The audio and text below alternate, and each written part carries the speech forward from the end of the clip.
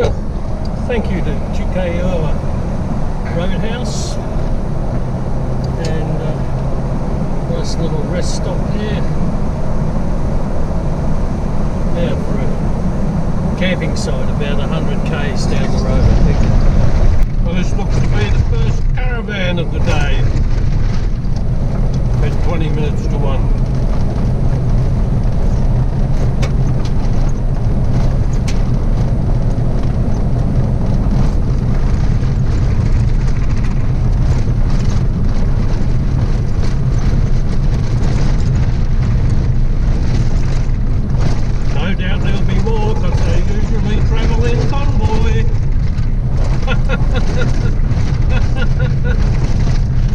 What did I say? I'm such a cynic.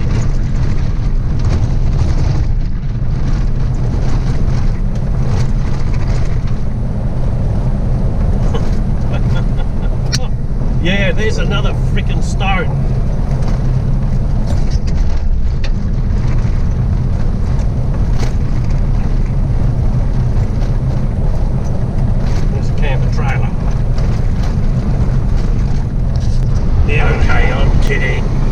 Even some relatives are caravanners. Hello Graham, hope you're enjoying this video, mate. I don't know that you'll ever get to pull a caravan across here. You said you were going to do it once. And another shout out to my friend from Imperial County, California, Francisco San Diego. How are you going, brother? Hope you're enjoying this little one. We're getting bounced around a little bit. But I can tell you, it's probably as hot here as it is at your Imperial County in California. So enjoy, brother.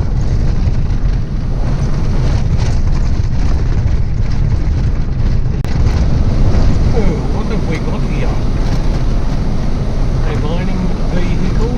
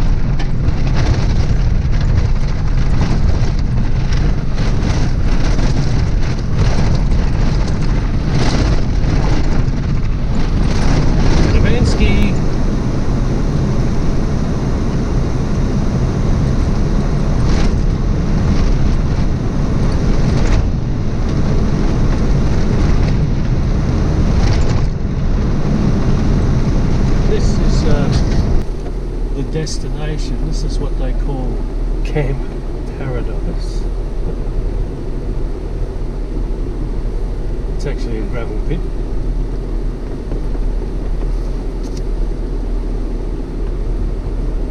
And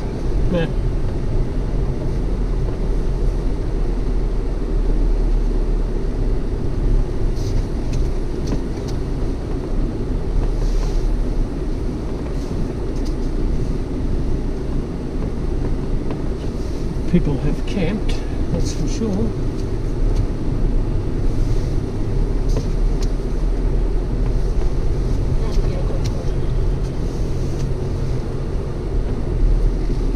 What I want to do is ask myself, am I going to stay here or what?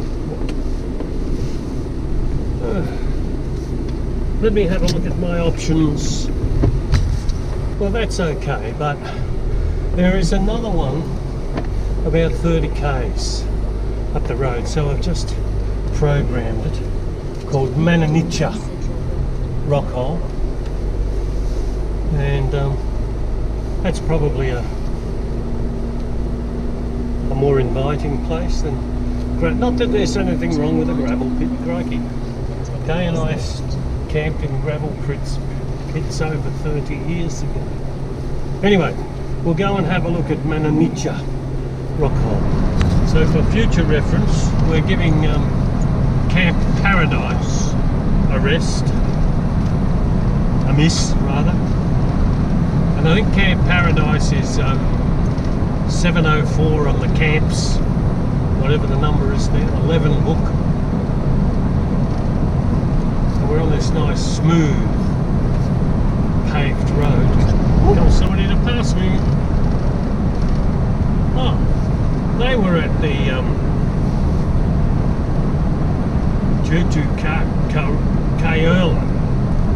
Tjukayirla Roadhouse. I remember them. Wonder where they're heading. They're probably going back to Warburton, which is 140 k's from here. And I think that's the other group. There was another two, what appeared to be an Aboriginal ranger and his passenger in that one. And the other guy in front that passed before was some foreign gentleman with a couple of three Aboriginal ladies, I think.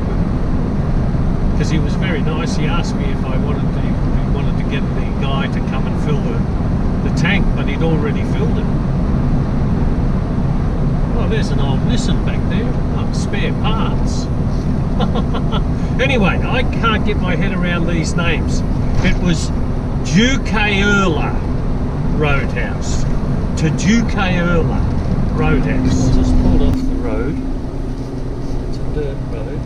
This is the breakaways. I do notice that there is another caravan thing parked around the back. I'm going to have a little bit of a wander around and see what it's like.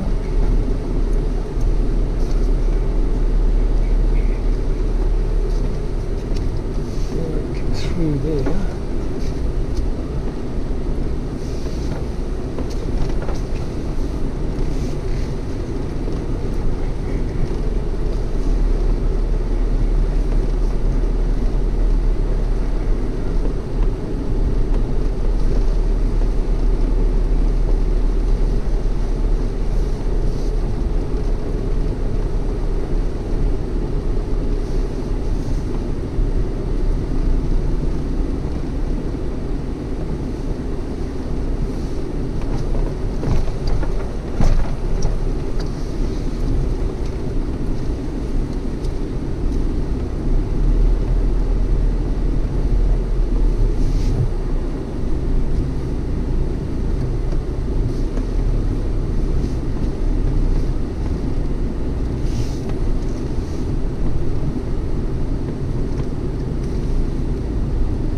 I'll have a wander here.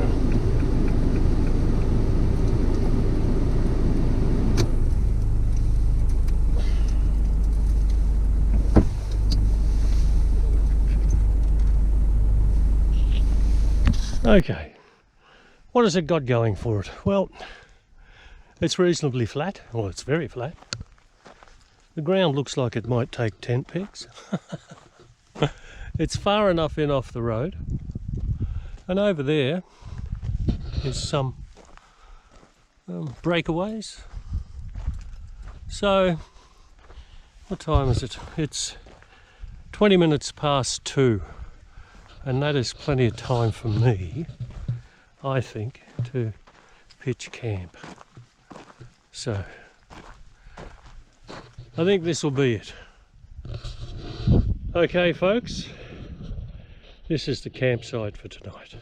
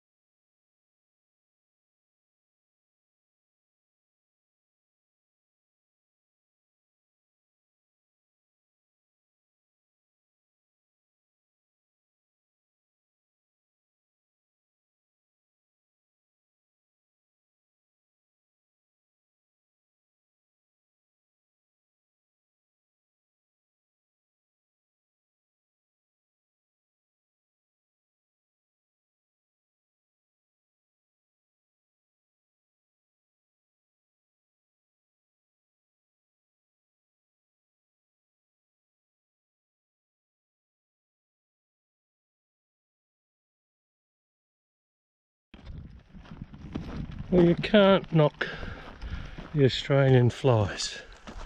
They're very persistent.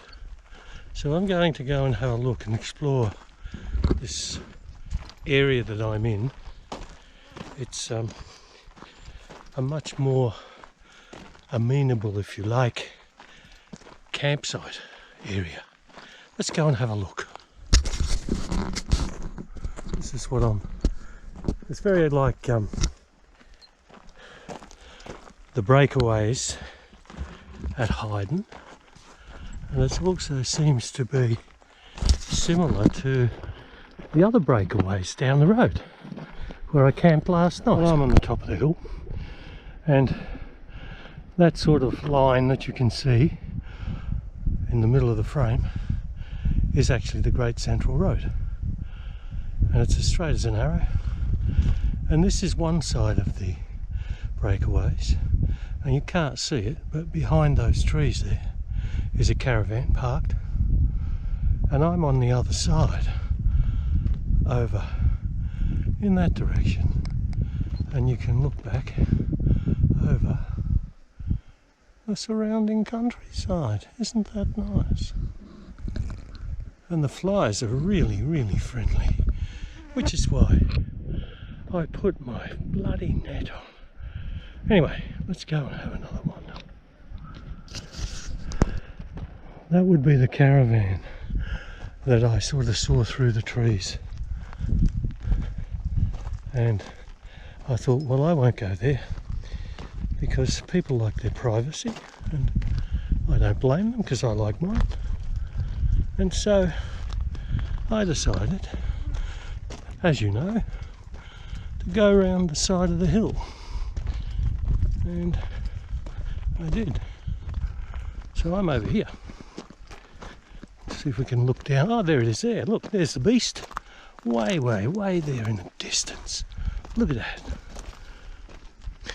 Can you see it? Hang on. There's El Beastio there.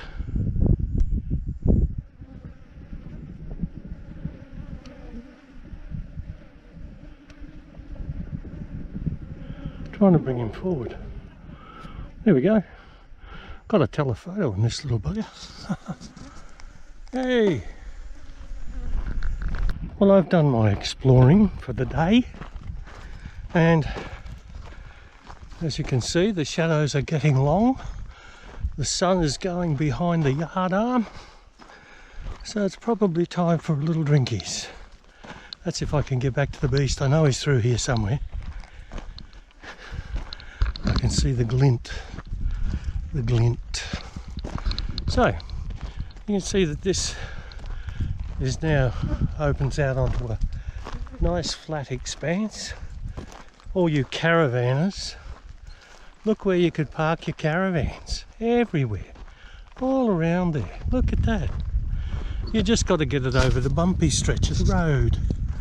Anyway, enough of my sarcasm. I'm going to have a drink, and then I'm going to have a steak for dinner tonight. Well, I'm going to have steak and some chips for dinner tonight, but I'm actually waiting until the sun goes down a bit because those flies are still out there, and I don't really want to start cooking in here where I'm out of the flies because that's not how I'm set up. What I might have to think about in future is a smaller version of this that will go over my rear awning, which is a smaller one. I wonder if XTM actually make one, because that would be ideal. I could, if it's as big as this, I could put that the awning out for my kitchen, and it would just be brilliant. Hey, XTM, think about it. Okay, tonight I'm having chips because I had some potatoes and I've cut them up. A bit of oil in there. This one, you've got to preheat the pan. As I have some porterhouse steak that I brought from home. I better get the seasonings out. I'm probably blocking the camera, but there's not much angle I can use. I have my big light set up here. What am I looking for? I'm looking for salt and pepper, which is in here. You'd think I'd get it organised, but I was trying to organise those damn cameras and lights inside, because once I cook this, I'm going inside that tent and eat it in peace. Mind you, as I said before, the flies generally go away, and touch wood, I think they're gone. I haven't had one for a few minutes. Now I need also... Where did I just put that there? This is the problem here. Let's get a plate. Am I in the way? I probably am. I'm going to move this. Hang on while I have a look. Right, I just shifted the camera angle because it's not going to work properly. Now, these. Oh yeah. Hey baby.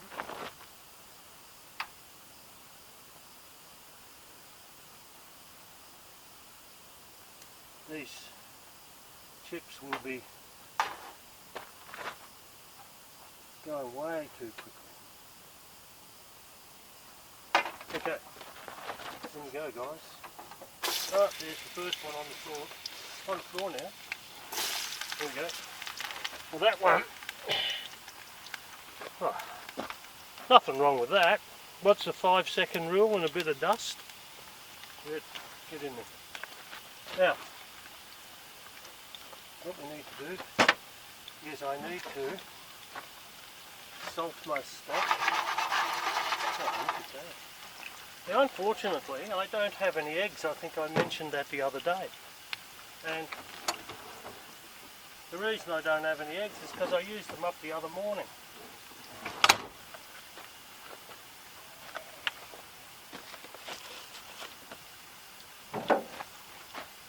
Anyway, let's do this.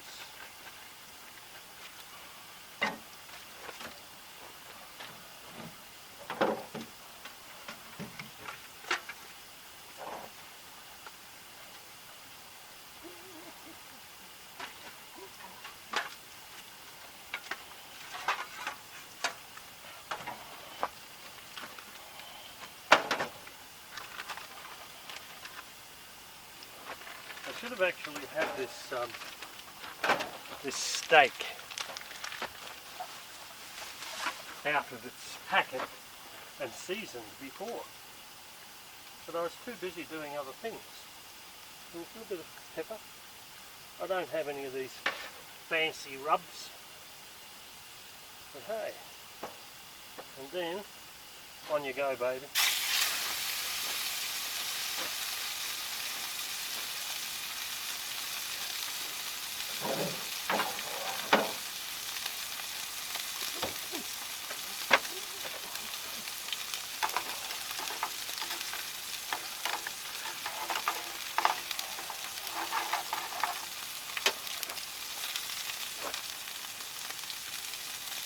You will also note that I'm using my big burner cookers tonight because I want to get this steak just right.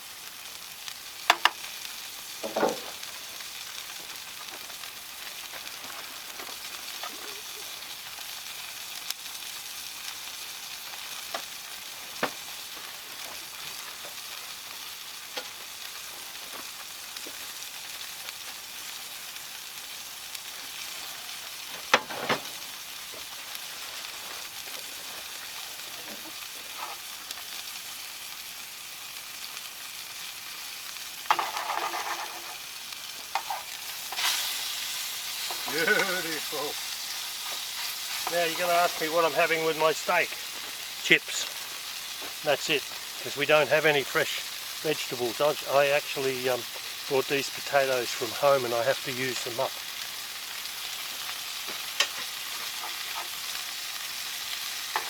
And fresh vegetables out here in the outback in the centre of Australia are very expensive.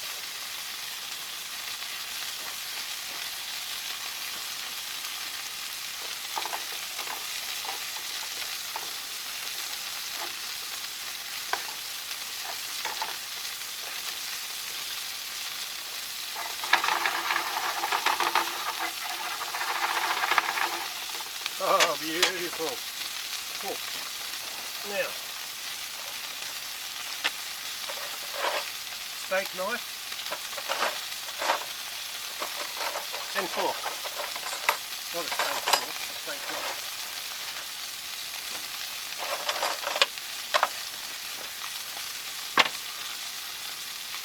Oh, this is going to be good.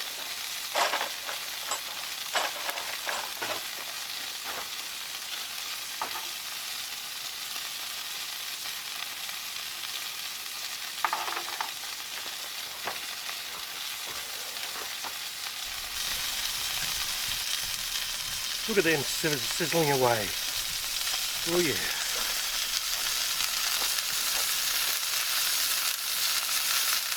That'll be fine. I might take that steak off now and let it rest.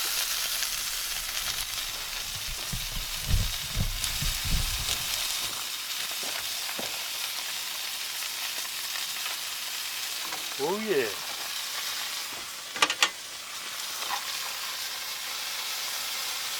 You just rest on there, baby.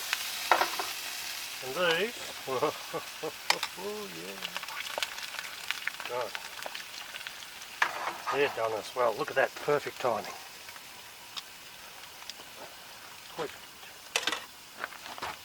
Just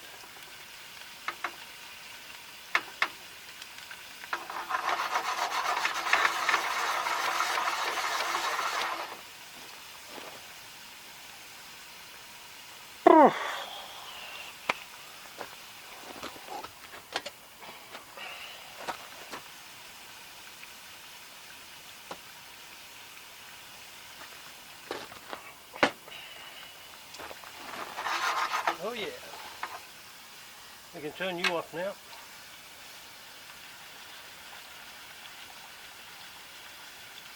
I'll be done.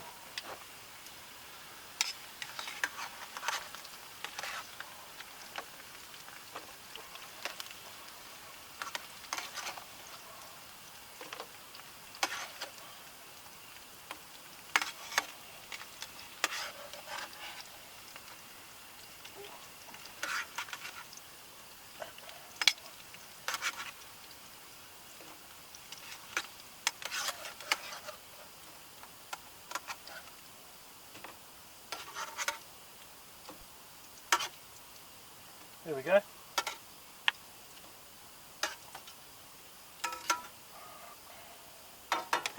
Oh yeah.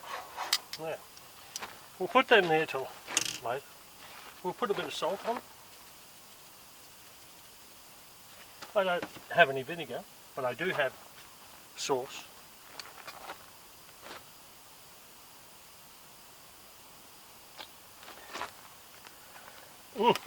Yum. Okay, I'm going to move inside now and I can eat this in peace. Not that there is any problem with the flies anymore. Now you're not going to watch me eat, but I'm just showing you how the setup is now. And see that thing with the green lid on it? That's homemade, Kay's special, homemade coconut rice pudding. And I had that in, oh sorry I just bumped you. I've had that in the freezer and I let it defrost. And now I'm going to have that after that steak.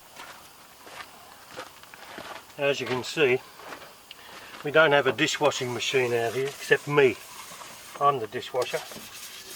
So I've got myself a bowl with some minimal amount of hot water, very hot water, that I then had to cool down with ordinary cold water.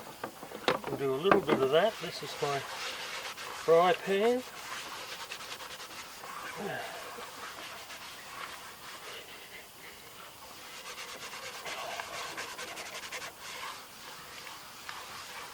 I bought this 10 litres in Kalgoorlie the other day. Now I'm down to, how much is that? It's a third. I've got another one. So that's Kalgoorlie through to Laverton to the breakaway. That's about 3 or 4 days. Not too bad, considering. I do have drinking water that I've been using in other bottles. But that's my main, like, dishwashing and cooking water. And I do fill my drinking bottles up. When I empty them, I do fill them up with that water. Because I think whatever you buy out of the supermarkets, probably the same stuff. Anyway, we save that water. You can see there's not an awful lot of water in that bucket. And now I'll proceed with the drying phase. That down, that goes underneath there for the time being. Now I've got to dry them all and put them away. Ah, man's work is never done. And I also have to give the cooker a wipe. Lucky me.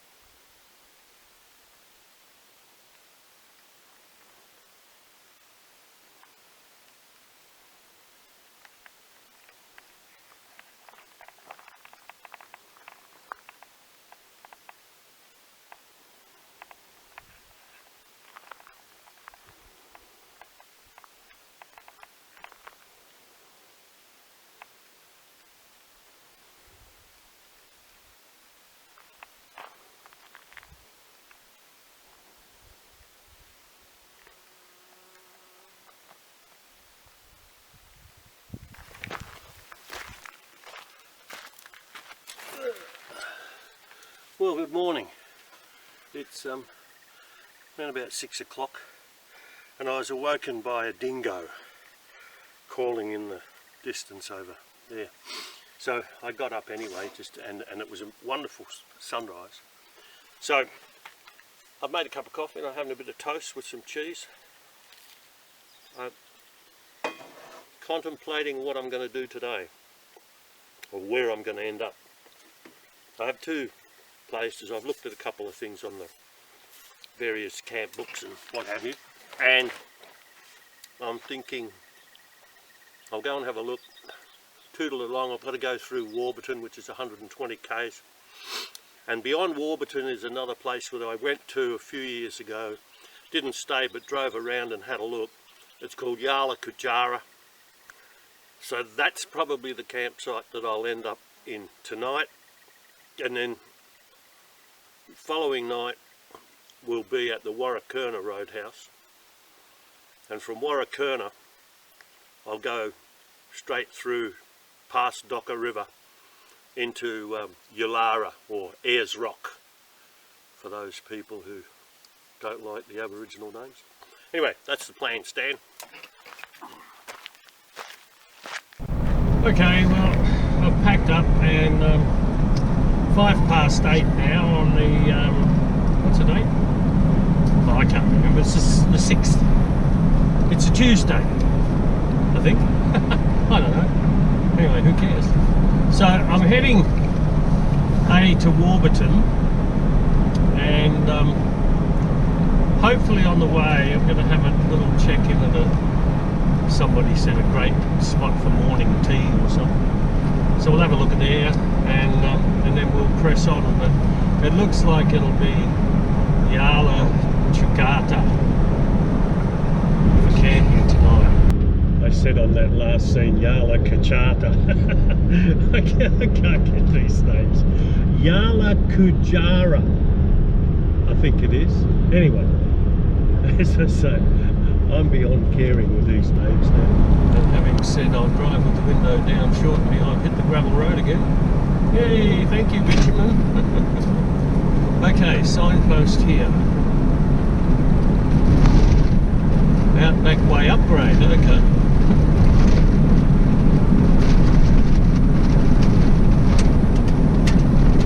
Restricted thing, access to Aboriginal communities.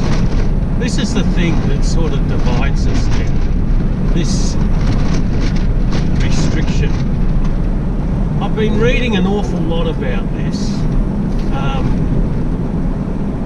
and the media have a lot to answer for, in a sense, creating this division. And I did make reference to a book by a journalist called Paul Sheehan, which I read, and it's really informative. But it was written way back in 2001 or 2.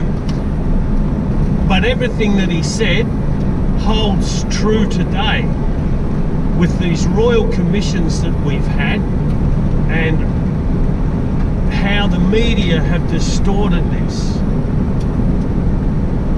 And I drive through these roads and I can't go and see these Aboriginal people who are Australians like you and me, but it's like they're gated communities, and yet there is still, if you read the reports, there is still domestic violence and sexual violence, and it's chronic, and we're not doing anything about it. We keep talking about this closing the gap. We need to have a serious talk in Australia about this, because we just seem to be handing things back to a people who can't handle it at all. But hell, it's not my problem, as they say. It's the government's problem, but we're all going to pay in the long run if we don't address this thing, this what it is the best for these people. And I read a thing that he reported on, and it said they can't, some of this stolen generation, for instance, the stolen generation is actually a myth. Sure, there were some people who were taken away, but it was the paternalistic attitude of the day. But in some cases, and in fact a lot of cases, Aboriginal mothers gave the children, they wanted their children to get a better education. But nobody seems to address that. The media couldn't give a shit about that. They want to have sensational headlines and divide this country. I was thinking to myself earlier last night, how different it is. I used to be able to stay up and I'd play my guitar and I'd, entertain myself, and now I find myself, crikey, I've been in bed at 6 o'clock some nights, and last night it was sort of, 6:30, 7:15, and I thought, oh, I've got to go to bed. And I lay there and I sort of must have had a little bit of a doze, and then it was so quiet, and there was a moon, but you could see the stars. I had the open windows on I had the flaps up on the rooftop tent, and I thought, you'll probably never come out here again. Get up and go and enjoy it. So I did. I got up and I got my chair out and I just sat in the cool of the night. It would have been about 9 o'clock or something. There's nobody around, and I just sat with a drink of water and looked at the stars for about 3/4 of an hour, and then I thought, right, now I'm ready to go to bed. But it's trying to get soak this atmosphere up. I mean, we're as far away as from civilization really as you can probably get in this world now, and because I was the only one there, I was in that area, but I couldn't hear anybody else. And that was what I was trying to get. It was that, make the most of this while you can. So I did, I hope.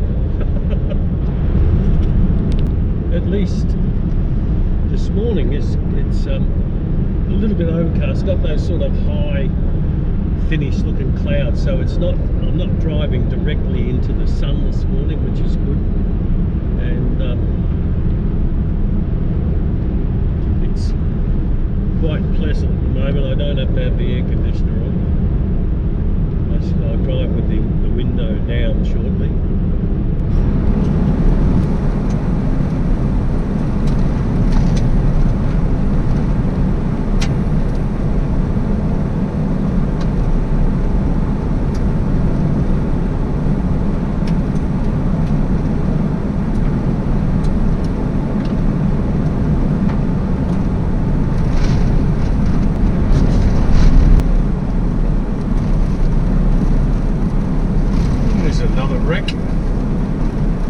You lose count of how many wrecks there are along this road. Just old abandoned vehicles. That looks fairly new. Yeah. So I mean, it's like a wrecked rubbish tip along this road. Somebody should get a contract to come and pick them all up and make a fortune out of the scrap steel. I've just pulled over at the side of the road. I'm just going to get out and take some footage with the Canon, just to have a bit of a spread around here and show you what it's like. I'll do a pan.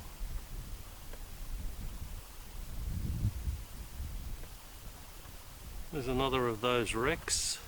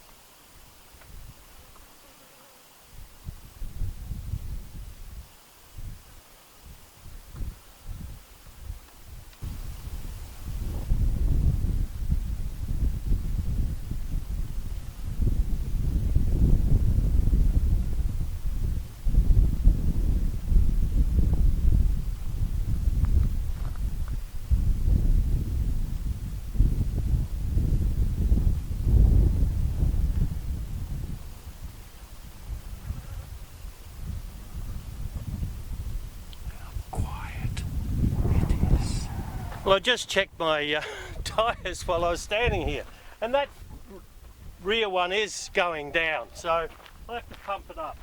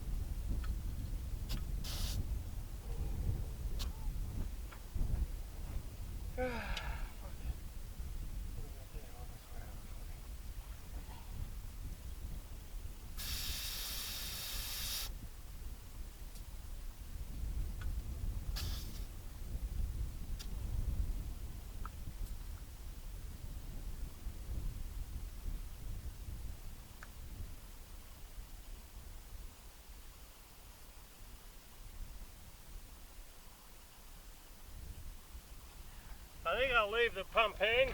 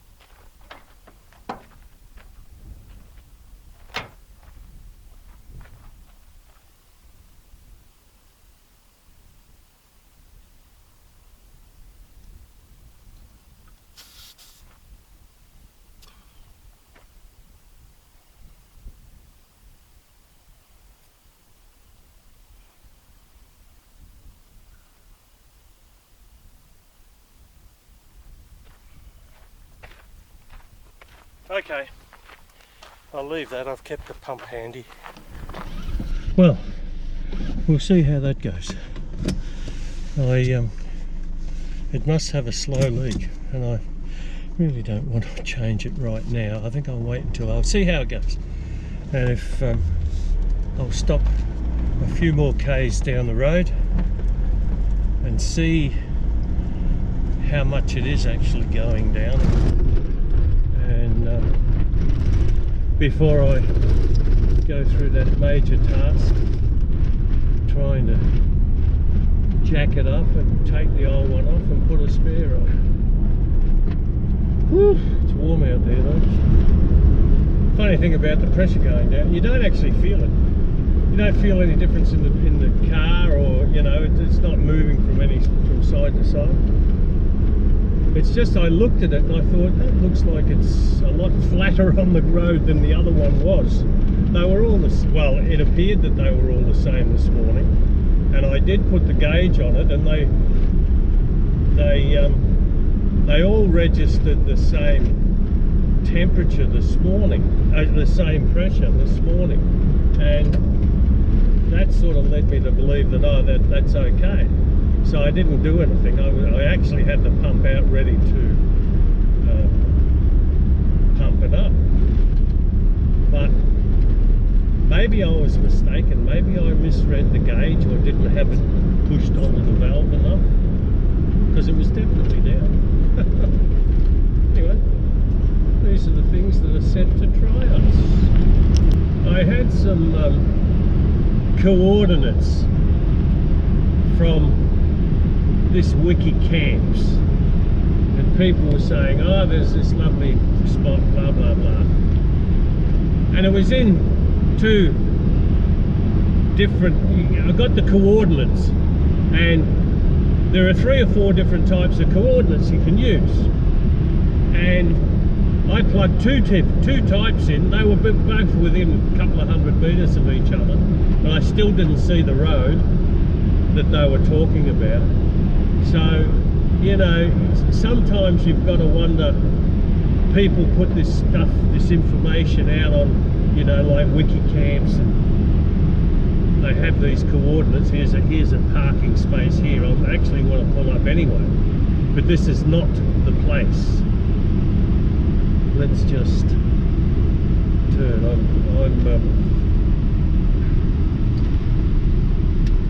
Yeah, this is just one of these off the road areas. This is not the one I think of. But anyway, what I'm saying is, a lot of people put this stuff down, and that's the information they give you is either wrong, or they transpose figures or something. You really cannot rely on this stuff to a great extent, which is why I have 3 different tracking devices on this thing here, so that when I get somewhere or when I'm going, I can check out who is accurate and who is not.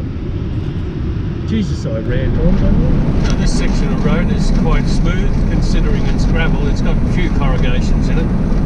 Actually, this morning, before I left, you're probably aware, I had to pump up that tyre, the right-hand side rear tyre yesterday. The pressure was down a bit, and I looked this morning and I thought, oh gee, that looks like it's down. And of course I got the pump out and set everything up, and stupid me, then I put the tyre gauge on it, and I went round all the tyres, and they were all exactly the same pressures. So it wasn't actually down anymore. It's just that, you know, I measured them with cold pressure, which is what you should do, and it was fine. So that was relief, because I thought, oh, I might have a leak, a slow leak in this tyre, but I don't. And so they were at sort of cold pressures of 36 psi. And I found I haven't had to adjust down on these roads at all to smooth out the ride. It might be a different case if and when I get to the Tanamite, but we'll cross that one when we get to it. Oh, just came round a bend, and there's this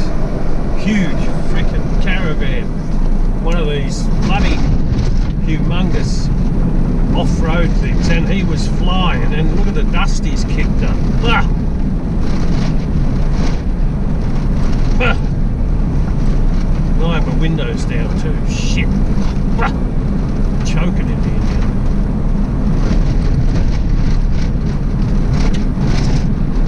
I was a bit concerned for my new windscreen.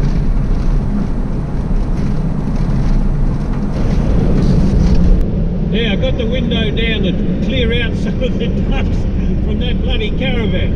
Anyway, you can have a look at what the country's like.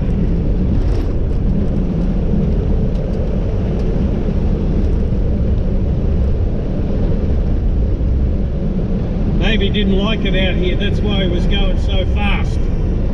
So he could get back to his civilization.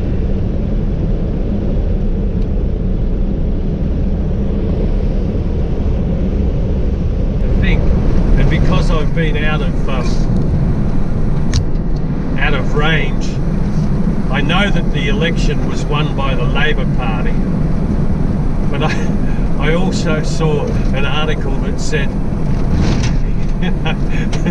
Donald Trump as Pope. And I thought it probably did enter his mind that perhaps the people who love him should elect him Pope as well, of the whole world, of the Catholics.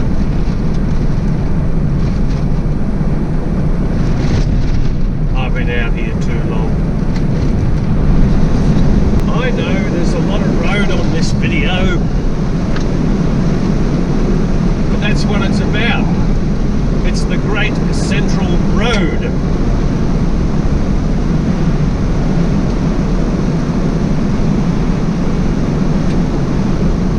This is what the urban people never get to see unless they get in their cars and hitch up their caravans and get around this country. This is the real Australia. Out here. Got nothing to do with cities.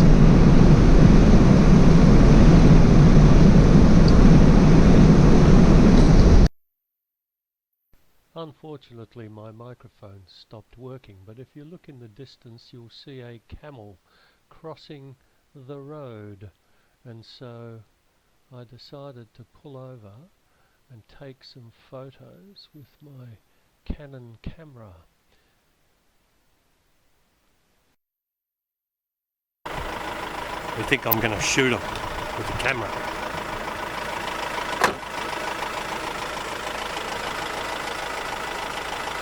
I'll walk closer, guys. Come on.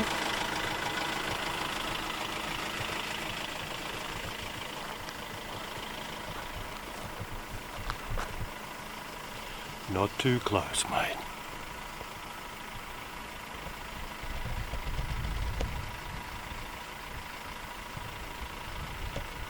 Off you go then.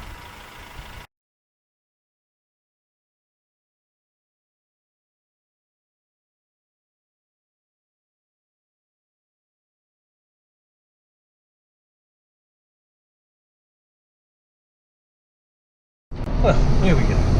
Our first camels. Sorry about the poor footage on the Canon cameras. It's stuck on the tripod. I'm holding the tripod like a selfie stick. But anyway, you get the picture. And I did get to check my tyre. And it's, of course, it looks alright. It's only been 5 minutes since I pumped it up. But hey, well, fortunately, I'm on a nice stretch of bitumen again. There's a lot of camel poop on the road. All those little black dots that you see, that's camel shit. And it's nice and smooth and not dusty, which does make a difference. Must be about I'd say about 8 years. I think about 2017 I came across here for the first time, and because I do remember remarking that they had a plan to pave this road by, I think, more 2026. And I remember remarking it might be a shame because it was a real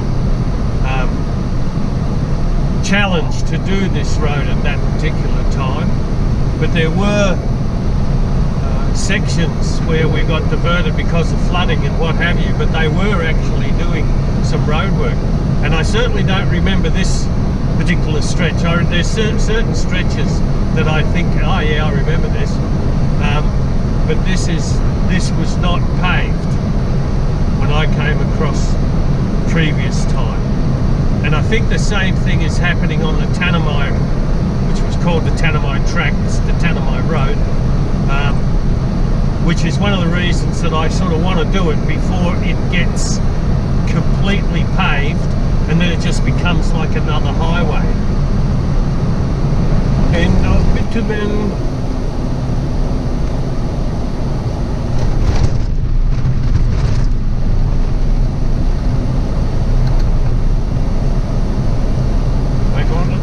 Anyway, it was good while it lasted. Not complaining.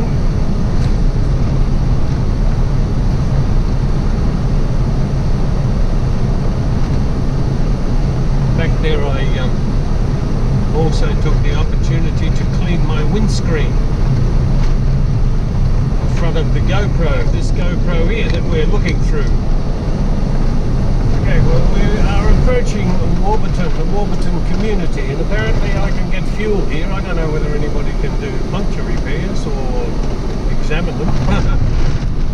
But we'll have a go, and I can top up with fuel. I probably need a bit of fuel. Their entry's not real great. That is corrugations.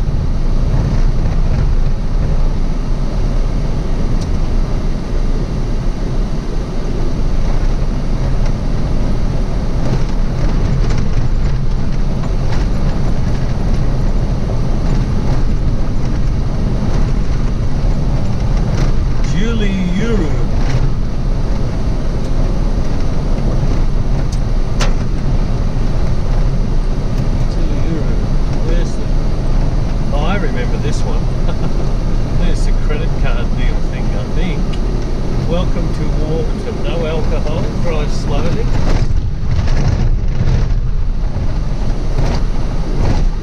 Ouch. Ooh, ooh, ooh.